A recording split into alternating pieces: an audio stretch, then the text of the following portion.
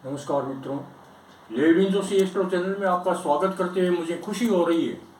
मेरे चैनल को आप सब्सक्राइब भी करते हैं और लाइक भी करते हैं और जनसाधारण की जो आने वाली समस्याएं होती है उनका निराकरण करता हूं। आज मैं आपको मंगल ग्रह के बारे में, जो अगर कुंडली के अंदर मंगल ग्रह खराब पोजीशन में है तो उसका निराकरण अपन कैसे कर सकते हैं, ये उपाय बता रहा हूँ।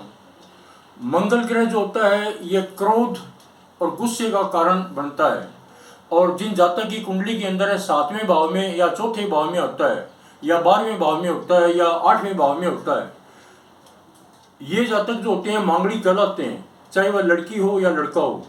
कौन कौन से? लगन में चौथा, 7वां घर, 8वां घर और 12वां घर।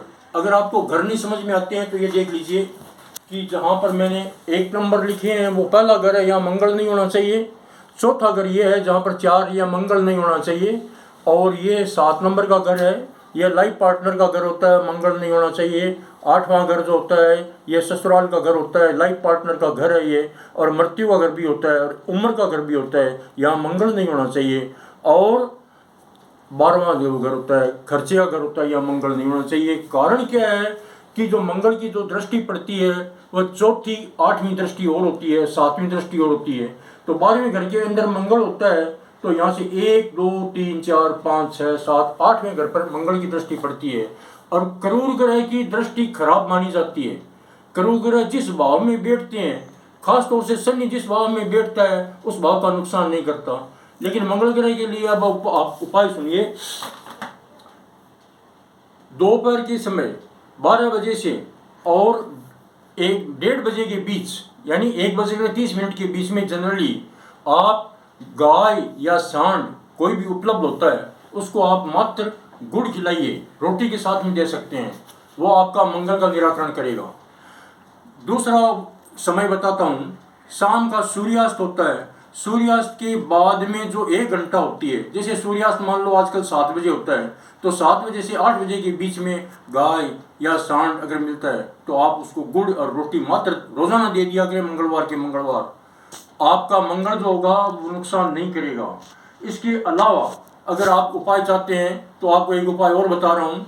हनुमान मंदिर में जाइए और हनुमान मंदिर में जाकर के हनुमान चालीसा के 7 पाठ कीजिए मंगलवार के दिन, और मखाने का भोग लगा करके छोटे छोटे बच्चों को बांट करके और आप रोजाना खाइए घर के अंदर। एक बात। दूसरी बात कि जब भी आपके घर में दोस्त लोग आते हैं या और मेहमान लोग आते हैं तो पहले आप उनको मीठा खिलाइए, मीठा कोई भी मिठाई खिलाइए, ये भी एक उपाय होता है।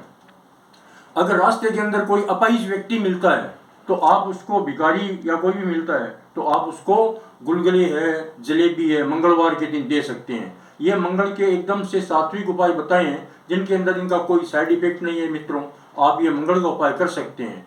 दूसरा जो आपको मैं विशेष बात बताने जा रहा हूँ वो ये है कि अगर किसी की जन्म कुंडली होती है, ये जो आप घर देख लीजिए, पहला है, दूसरा घर, ये परमानेंट तीसरा घर है, इस तरह बताए हैं।